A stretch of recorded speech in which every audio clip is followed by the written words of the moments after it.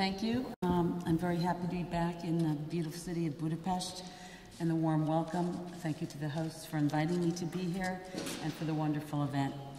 I had the pleasure of working actually with Judge Sir John Simak and Georgi through a foundation I work with called the Foundation for Sustainable Rule of Law Initiatives, which is an NGO that actually promotes mediation in countries where they can have a timely, speedy access to mediation as a way to have access to justice, a way to resolve disputes, and especially in systems where there is a backlog of cases, courts are overburdened, so it's really a great program. And part of it, too, is promoting the mediation culture, which we have been talking about for the past 2 days. Because mediation is a method, it's a process, it's a legal tool, but it's also, importantly, a business tool. So people who do mediation, as I imagine many of you here have done, and certainly many of the speakers have done, really believe in the cause of mediation and really believe it is the best tool for resolving disputes. In particular, family businesses is a very complex area of life, of the law, of business. It combines not only business, commercial aspects, but it combines deep, important, basic human emotions. So, where are you going to go to have emotional issues resolved? Are you going to have a court do it? Are you going to have an arbitrator do it? Or is it something that you need to work out yourself? So family businesses are extremely important. And we find that worldwide, they are the largest number of businesses. It is said as a general rule, somewhere around 2/3 of all businesses worldwide are actually family businesses, started by families. It also has a huge impact on the GDP of the world. It can range from 60 to 70% of the GDP of countries. In the Americas and Europe, it supplies more than 50% of the job force, 60% of the GDP in the US, 80% of new job creation. 1/3 of Fortune 500 companies throughout the world are also family businesses. In the Middle East, Latin America, and India, 65 to 75% of the large companies are family. And in Southeast Asia, excluding China, 85% of the large businesses are family businesses. Now, how do you define family businesses? There are many definitions. The European Union has a definition, Wikipedia has a definition, but basically it involves family members. Family members could be by birth, by marriage, by adoption, who are involved in commercial enterprises. Some definitions include that it should be multi-generational, that there is some handoff, but it also really includes control of the operation, of the ownership, of the process is held by family members. I'm going to mention a few of some of the largest businesses in the world, which some may not be surprised, but some may be surprised are actually family businesses and continue to be family businesses. Novartis, Swiss company, started in 1886. Roche, also a Swiss pharmaceutical, 1896. Walmart in the US, 1962. Samsung from South Korea, 1938. Tata from India, 1868. And Hermes from France, 1837. These are still very successful businesses that continue to this day. Also Volkswagen, BMW, Ford, Mars Candy, you probably all know Milky Way or M&M's, Motorola. But in general, most family businesses are small. Most of the SMEs are family businesses, as we heard also in Hungary is the case. Now the statistics for maintaining these family businesses are not really optimistic. About 30% make it to the second generation, 10 to 15% to the third generation, and 3 to 5% to the fourth generation. There are sayings, and I have spoken to colleagues from around the world, including one who mediates in China, Hong Kong. He's Irish, lives in Australia, and is fluent in Mandarin and conducts mediations both in English and Mandarin. And one of his quotes in Mandarin was that wealth does not last beyond the third generation. The first son makes it, the second son sustains it, and the third son spends it. In those days, it was sons. Now, I'm happy to say that for women do even better in family businesses than they do in the general business population. These statistics are only from the US, and I would imagine it would probably be mirrored here in Hungary and in other places. As we heard from the other day, we have Mr. Rudash, who has 2 daughters. I imagine transitioning to a daughter as opposed to a son will be likely. In the US, 24% of family businesses are run by a female, as a CEO, as a president. 31% will have females as the successors for the next generation. 60% have women in top management positions in the company. And in the past 5 years, women-owned family businesses have increased by 37%. So I think that's very promising. I think certainly in the US, if you look at the role that women play in a lot of major businesses and corporations, it is really not very impressive. So given these numbers that we're talking about, of how many businesses are family businesses, and we're talking global, nowadays with the internet, so much is global, that this is really a very important area to focus on. And for those of you who are interested in mediation, and hopefully your interest in mediation has been increased as a result of this wonderful 2-day conference, this is a great area of the law. So in a case where there is strong emotion, where there is a need to have an ongoing relationship, nowhere is it more clear than in a family business that you need to have a venue and a mechanism for dealing with it. It's certainly not the courts who could deal with those issues, and there's certainly you need to deal with it in a very delicate way because the emotions are extremely high. And it's certainly a good area for practitioners, bankers, attorneys, specialists to really focus on family business as an entity. So let's talk a little bit about mediation. As one of those Americans who travels around, I'm happy to say that we have been very much at the forefront of developing mediation. It started, and I hate to say this, I was only a very small child when I became a mediator 20 years ago. But mediation has continued to grow, and it has led to a very high success rate of cases settling in the US. So even though we have a lot of litigation, and there are times it could take years to resolve it, only 2% of cases actually go to trial. 98% of cases across different areas of the law are settled. Now, it may not always be just by mediation, but mediation has played a very significant role. And in some of my travels to different regions, and as Georgi has said, mediation is not mandatory everywhere, and it's not mandatory everywhere in the US. But in the state I come from, New Jersey, it is mandatory. It's mandatory in California, it's mandatory in the federal courts, it's mandatory in appellate courts, it's even mandatory often in the Supreme Court of the United States to try to resolve it. Because there is a strong belief that making your own solution, settling the case, is better for you. As we heard, the best settlement is better than the worst. Actually, the worst settlement is better than the best judgment. Something along those lines. I may have gotten that wrong, and someone will correct me.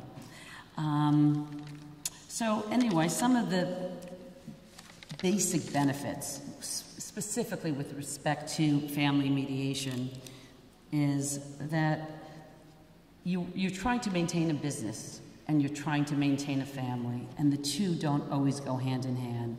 And if it fails, you will not only lose the business, but you will lose the family, the most basic essence of who we are and where we came from.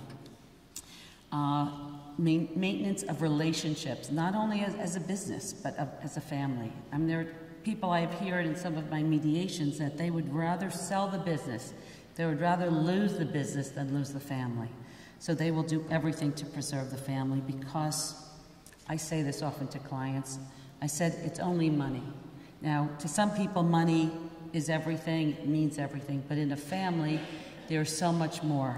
There is a familyness, there is family values, there is a family mindset that you have that you want to maintain. So when especially, you know, it's confidential and it's private. So the reputation of your family is at stake. If you go to litigation, you don't want to read about yourselves in the front paper. The people will lose confidence in you, lose confidence in your business, and it will be a disaster. It's prevention. And we're going to talk a little bit about prevention, because prevention, we have a saying in the US, an ounce of prevention is worth a pound of cure. So to prevent something is much easier than to deal with a major injury, a major disease. Also saving face. When you choose a settlement, when you resolve it yourself, the statistics show that you're more likely to live with it, you're not going to challenge it, and it will really be the end of it. If you end up with a bad judgment, a bad decision, it's the never-ending case, I call it, because the one who loses will be retaliatory, they will be fighting. We have a big case in the US between Monsanto, a major corporation that they had with DuPont. Monsanto won a $1.3 billion judgment. They thought, hey, this is it, we're done, we don't have to do anything. It started counter lawsuits by DuPont against Monsanto. It started challenges, legal challenges of unfair trade practices. The CEO of Monsanto, who now is head of Bayer, and Bayer had bought Monsanto, called the CEO of DuPont, and they sat down and they worked out a solution. They worked out a third-party agreement where they would be in a joint venture that was actually more profitable in some ways than the issue at stake. So that kind of forward thinking helped resolve it, and helped resolve it in a way that made sense, economic sense, sense of having closure. In a family in particular, you want closure. You want to have an end to it. Litigation costs time, it costs money, it costs the personal toll it takes on you and on the family cannot really be minimized. So from a mediation point of view, and especially when you have the emotions involved, it's never too early to mediate, and it's never too late. People think it's over, the relationship is over. It's like when your client, Georgi, said, well, why should I try now? We haven't been successful. There's always hope, there's always a possibility of finding a way, but you need to do it through the separate eyes, the separate perspective of someone who is removed from the situation, a non-family member, a neutral, a mediator.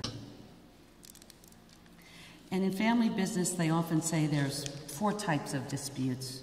One are the minor disagreements, difference of opinions, one brother, one sister, they don't agree, different father and daughter, as we saw yesterday, they have a different view of things. Those are minor. That's a really great time to start talking. Serious disputes, if you leave these things unchallenged or without trying to remedy it, it grows. Disrespect, lack of communication between the parties. It then goes to destabilizing conflicts, aggression, anger, factions with the family, a splitting up. I'm going to tell you a little bit about a case I had where the families could no longer socialize, they could no longer do holidays together. And then there's outright warfare. Warfare, declaration of war, as we heard yesterday, filing a complaint, ending the lawsuit. I mean, ending the contract or firing one of your children or one of your siblings who no longer will work for the company, or selling the company, closing it down, getting rid of it. That's warfare. As far as who can mediate, we do have a broad view in the US.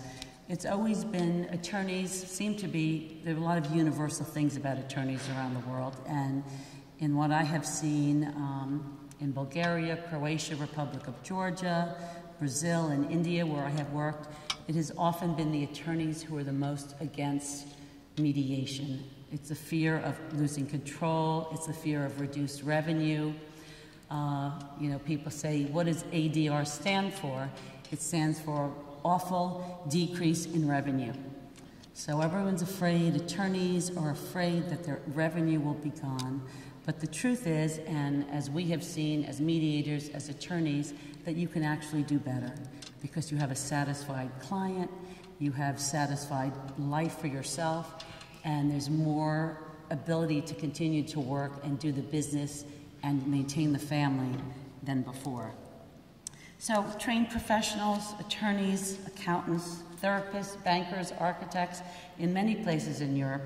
In France, for example, you know, we've gone to mediations where we had engineers. We have that in the US, where you have an expert in a particular field.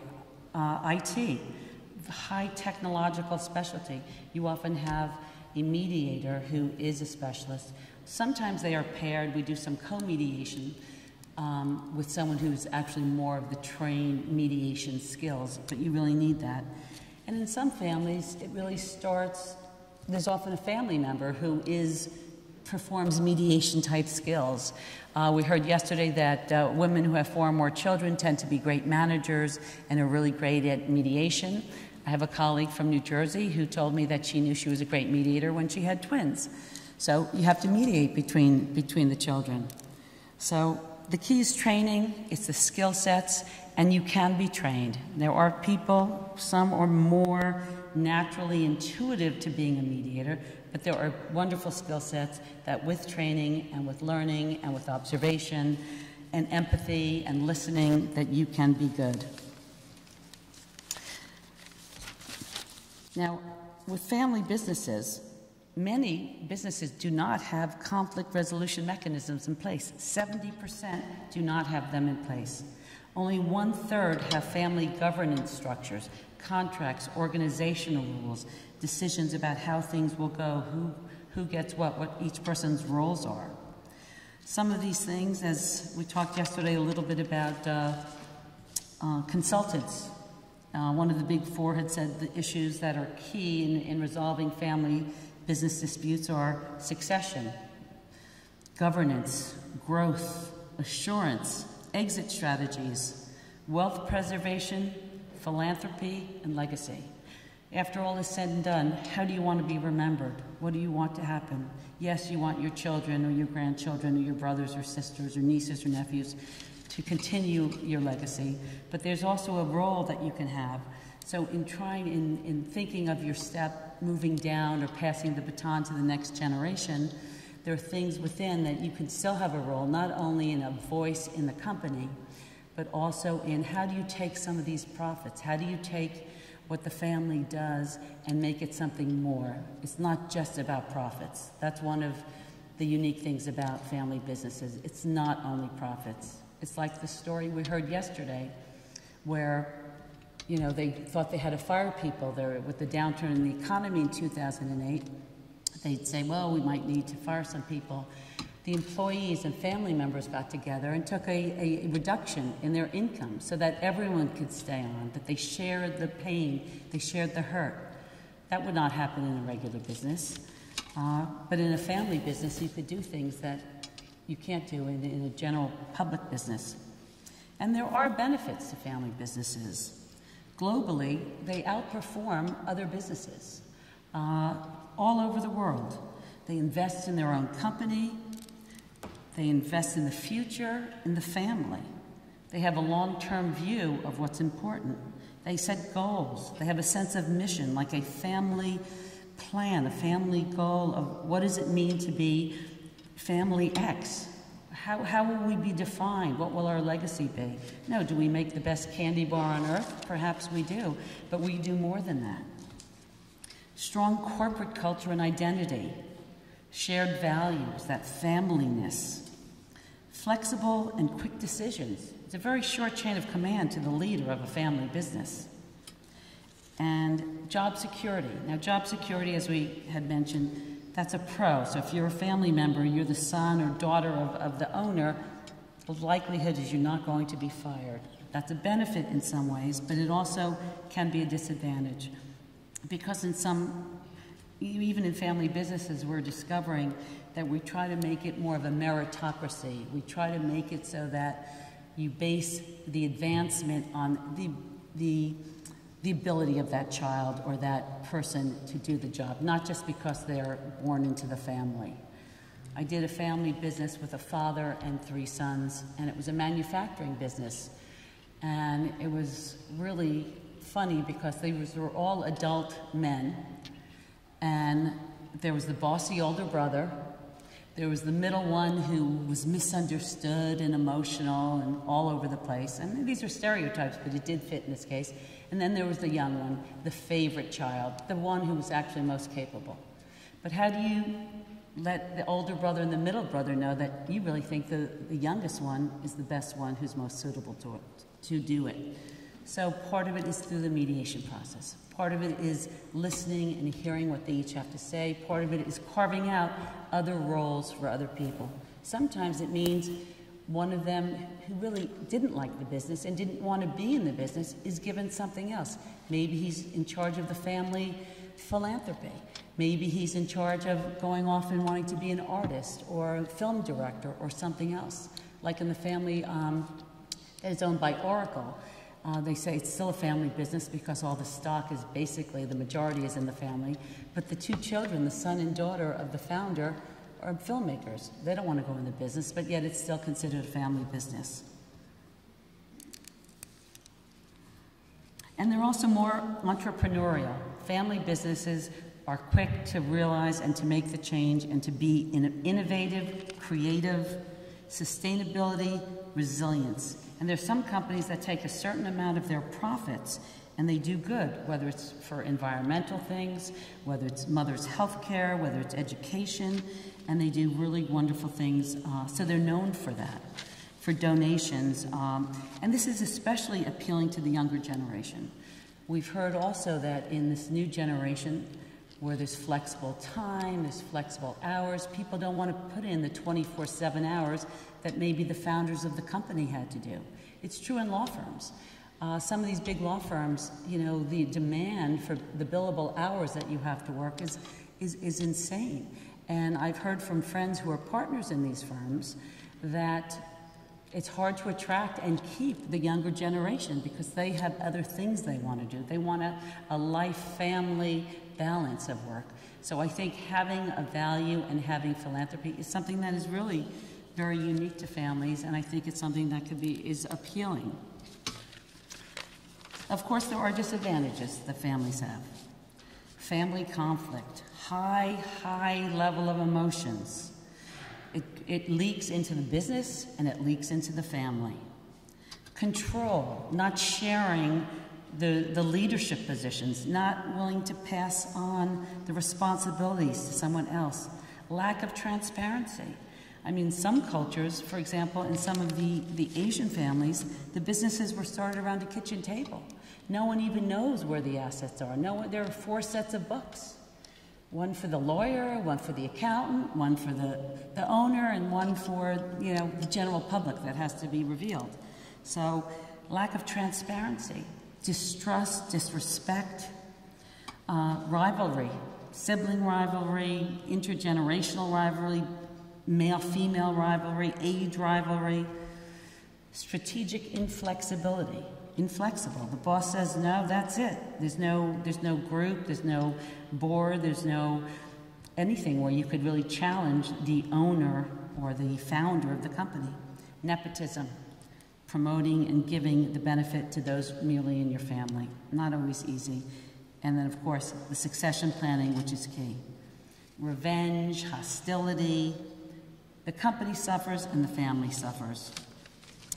Now, with respect to partially it's succession planning, part of it is sharing financial information between the parents, the founders, and the adult children who are lined up to be the next generation. 75% of both the parents and the adult children feel it is important to discuss the business finances, what the plans are for the future. But most of them disagree as to when that happens. Most adult children want to do it sooner rather than later. They want to do it before their parents retire, before their health, declined, or heaven forbid they die without having a family plan in place. But the parents, 40% of the parents want to wait till they retire. They don't want to give information, and information sharing is power. But that's part of that being willing to relinquish control. So getting on to family, why is it such strong emotions in a family? Because of, I am not a psychologist, but doing mediation, sometimes you feel you have a little bit of that. But these are roles that are established early in your life. Someone yesterday was talking about, they happen in utero. There's almost a phase of family life that happens then, and then the first few years of marriage. Indelible memories, long histories, never forgetting that slight you had as a child, never forgetting that this one was mother's favorite and that one was father's favorite. That was the bad boy, that was the good girl. And in some ways, you're too close to each other to really see each other carefully and clearly. And everything is seen through the lens of the family and that deep initial relationship. There's a closeness, there's a dependency, there's deep support, and there's deep tension. There's a need for attention, approval, sibling rivalry. For any of you who have a sibling, you know what I'm talking about. Fairness, favoritism. And then also, when you're a family, you just assume that all is forgiven. You could say whatever you want to each other. You're not tactful. You don't hold back your words. You speak to them in a way you wouldn't speak to a stranger or a coworker unless they were your brother or sister. Unspoken words. We have an expression where you say, you always hurt the one you love. So, as I said, you wouldn't insult someone as openly or criticize, or the jokes and all of that. It's harder to listen, it's harder to be objective, and you're more judgmental. Also complicating it is what happens that you're now in a family structure. You have the parent, the owner, the boss, board member, then you have the employee who's also your child or your brother or your sister. Power and status. And it's hard, you don't necessarily treat each other professionally as you would in a regular business. You have competing interests. And then you have the work-family balance. How do you, when you're fighting at work or you disagree or you're just being disrespected at work as, oh, you're just the kid or you're the younger sister, and then you're supposed to have a family gathering? No one wants to be together. So the family interaction becomes more difficult. One of the things that, there's also dependence. There's financial support, there's a social status, there's emotional support that a family gives, but they also could undermine all of those things. They could be disapproving, they could, they dangle the carrot of money, of support. The personal identities are completely tied up in the family, and there's the interdependence within it. One of the things we structured in a family business that I was involved in, the third generation was born, but we were really working on the second generation. And there were certain things that we felt were really helpful to work through some of these issues I raised in a family business. Very important to have dispute resolution mechanisms in place. Mandatory mediation. If there's a dispute, you have someone, a trusted advisor, a trusted friend, someone who is not a family member, objective, who could listen, who can do this. In this case, we organized family meetings, regular family meetings facilitated by professionals. It included a mediator, not an attorney, because the attorney was going to set a tone that they felt was too potentially adversarial or too potentially legalistic. So they had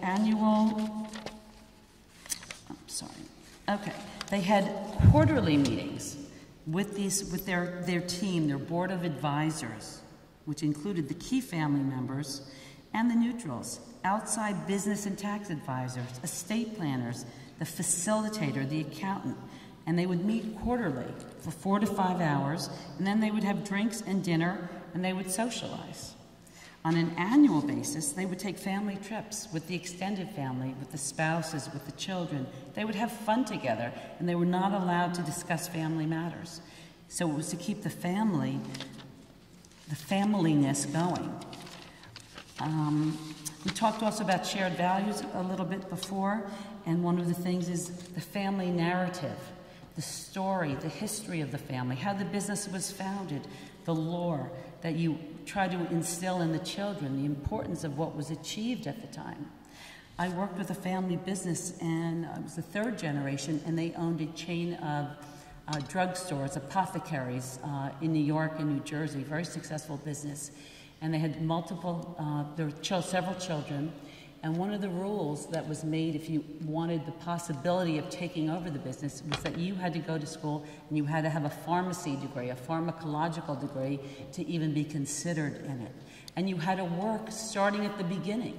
I met one of these family members, college educated, had the pharmacology degree, and at Christmas time, he was wrapping presents that was a free thing that they were doing for the patrons. But that's where he started. He started at the bottom. And they work as children, so they've been inculcated and involved in the family business from childhood on. Don't underestimate the use, again, of these experts. They are there for you, and it may also include the advisors, not just the advisors, but the consultants who do have a lot of information. But they are to serve only in an advisory role. They do not make the decisions, but they have the experience and they have the statistics of what has worked in the past and what hasn't. But you need to really gear it towards your own family, your family culture, and what your goals are. Constitution, a family constitution, rules that needs to be there. You need to keep the family in family business. I recently did one with a mother and 3 daughters, and it was really quite a mess. One daughter was the youngest. She was kind of had served as the mediator in the family, but it got to be too much even for her. And it was a real estate company. They had apartment buildings, and the value was probably $10 to $15 million. The father had started it. The mother did not really want to work in the business. She was in her 70s, and 2 of the daughters were actively working, and they could not even talk to each other. And we sat in my office at mediation, and one of the sisters basically had her back to her other sister. They couldn't look at each other. And sometimes I do have it where I put myself in the middle, so I have them talk to me, not each other, because if they talk to each other, sometimes it's confrontational. However, I do feel that it's important to all be sitting together, and it is important for each person to hear each other and to let a little bit of venting, a little bit of expressing emotions take place. It's very important because it's not just cut and dry. But in preparation for it, a lot of time was spent meeting with, speaking with each person, finding out how did they view the family, what was their relationship with their mother and father. Tell me about your childhood. Tell me about your relationship with your sister. What was that like? What was the best memories of your family? So getting them to think about, hey, we were a happy family once. I loved my sister. My parents were really good to us. And the conflict was so bad because, for the mother's point of view, she said, if they cannot work this out, I'm going to sell the business. And for the 2 sisters who worked in it, they needed the income. It was their job. So we set about setting what their goals were, what their needs were, setting rules as to what their job responsibilities were. One felt the other one was bossy and was doing everything and dismissed the other. The tone of the text messages was awful. So we arranged that there would be every day there would be 1 phone call, limited in time, tone of voice completely changed. And they were able to start to communicate. And in fact, they talked about having Christmas. This family who always did Thanksgiving together, that was off the table for the last 6 months, and they are going to be doing Thanksgiving together. So that's a good thing.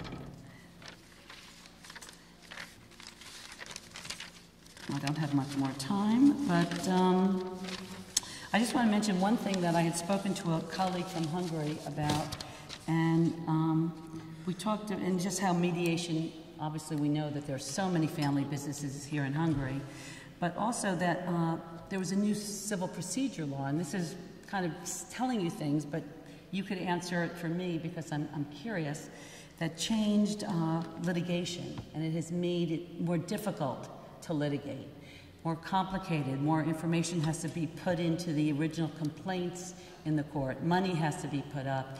If you don't raise an argument early on, you're banned later. And that I have heard that there's been a very large reduction in the number of cases that are filed in court. Now, that could be problematic in places, because sometimes I work in countries where people aren't going to court for a multitude of reasons. But if people aren't going to court and they're not mediating, how are they resolving their disputes? Are they fighting it out? Is there self-help? Is there more destruction? Is it just growing and growing until there may be a problem? So it sounds to me that perhaps in Hungary it's a really great opportunity to introduce mediation to your clients and family business owners as a great alternative to what's going on here at this time. So there's a lot more to be said. It's a fascinating field, and thank you for your patience, and I'm happy to answer any questions also.